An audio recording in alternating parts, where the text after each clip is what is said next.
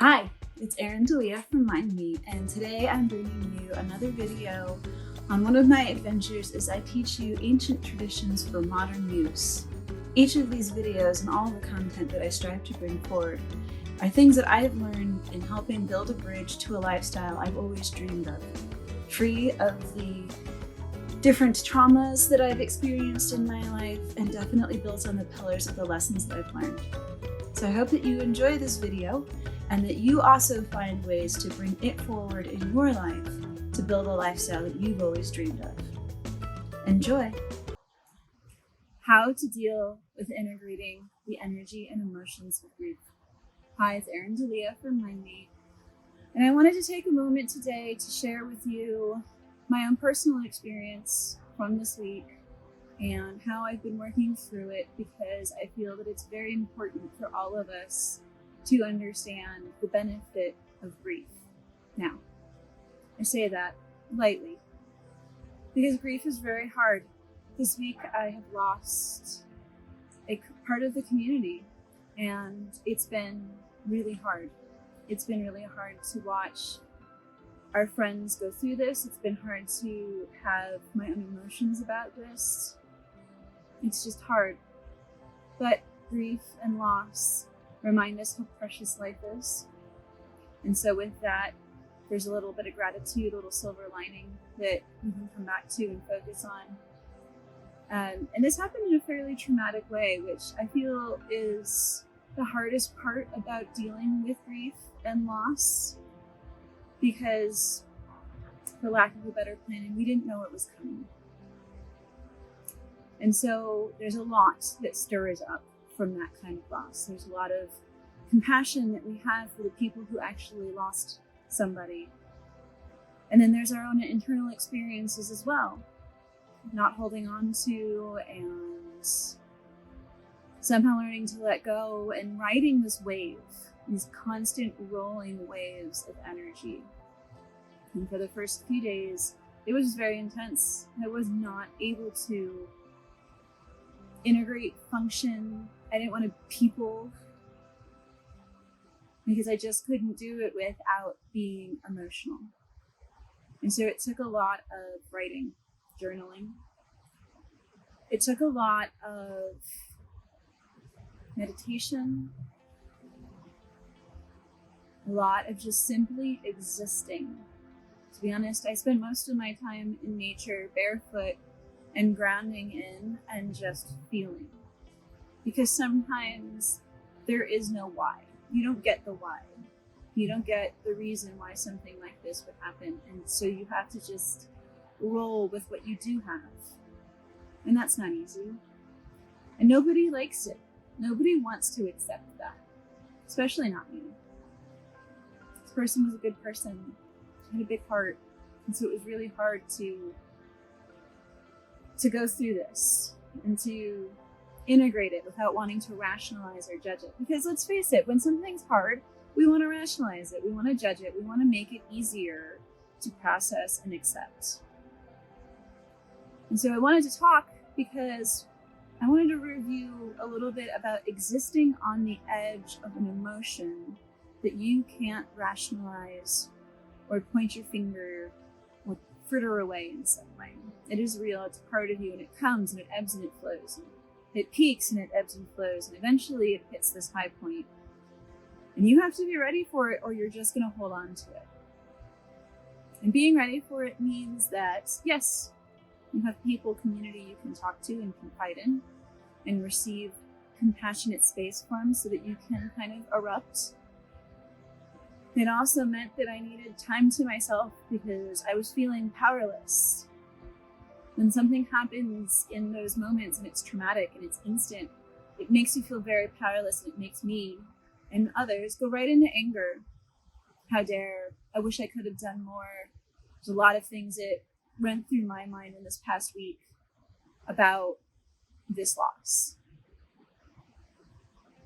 And I realized that was me holding on to something that I wanted to control so I didn't have to feel so powerless. And so for you who are losing families or friends, pets. There is this period of time where you will roll like waves. Some will crash down and some will be gentle. And every time, it's up to you to decide what tool you decide to use to process it. Sometimes you just need to have a good cry, or scream, or shout. Sometimes you just need to sleep all day, but then get up the next day and not repeat.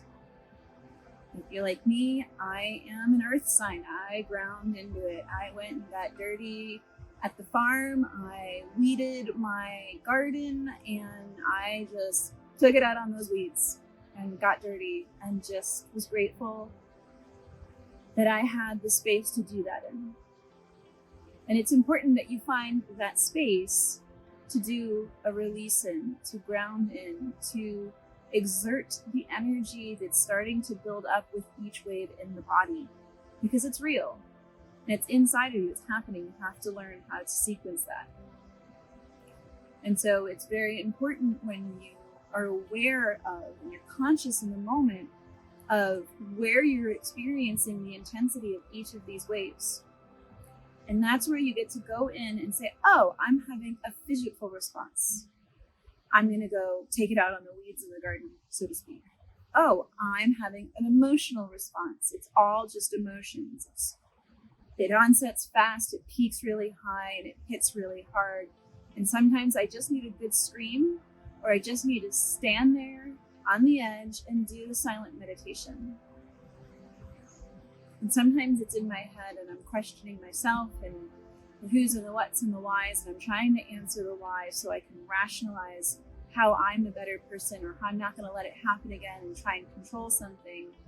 And that's when I'm writing. That's when I'm sharing with somebody. And I'm always bringing it back. The last thing I do every time I practice something dealing with the mind, the body, or the emotional self, I bring it back to the practice of gratitude. Gratitude for the lesson, gratitude for my life as gifts, gratitude for a lot of things. And so I know it's hard to feel loss and feel gratitude at the same time. And even if you're practicing and it's a week, 2 weeks, a month, it's really intense loss, every moment that you can spend one breath cycle in gratitude over grief, it gets a little easier. And it gets a little easier. And every time you decide to show up in some way where you are processing and integrating and releasing the energy of wherever it's showing up, whatever level of intensity it's showing up for, you get stronger. And at some point, it's no longer grieving, but you will remember with positive love the thing that you lost, the person or the animal that you lost. And at some point, you are able to look back at the whole process and give thanks to them for that final gift of helping you go through something like that. And remember them in a way where you don't have to cry every time. You'll remember the best parts about them. And you'll be able to share the goofiest parts and stories of them, whether they're a pet or a person. And so really, I invite you to take the time and either reach out and get help, because that's really important, right? Reaching out to your community. Don't make any drastic changes right away, but find the way to process. Find the way to be raw and vulnerable and real. And even if it's just by yourself, do it. Show up. Because you are strong. You are love.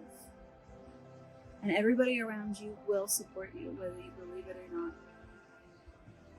And so with that, my friends, I ask you to please subscribe to this channel. I'm sure somebody out there could use this moment and this conversation. Like the video so it's saved in your library. You can come back to it so the link is available. And follow along. Visit my website, subscribe to my newsletter. I'm putting out lots of lovely new content. I'm going to be sharing all of my adventures as I go along and as I continue to build this path that has gotten me past my trauma and has helped me live a life that I love living, and it helps me embrace who I really am. And that's what I wish for all of you as well. So from now until then, my friends, so much light, so much love. Mwah. Hi, I'm Erin D'Elia from Mind Being, and I invite you to join me on my journey as I show you how I've created the bridge to healing the connections between my soul, my mind, and my body to help end lifestyle of pain and suffering and to live the life I've always dreamed of. And with all of this content, I hope that you are able to build a bridge where you are able to live the life you've always dreamed of. So from now until then, my friends, subscribe and like and follow along as we build this journey together. From now until then, aho, so much light and love.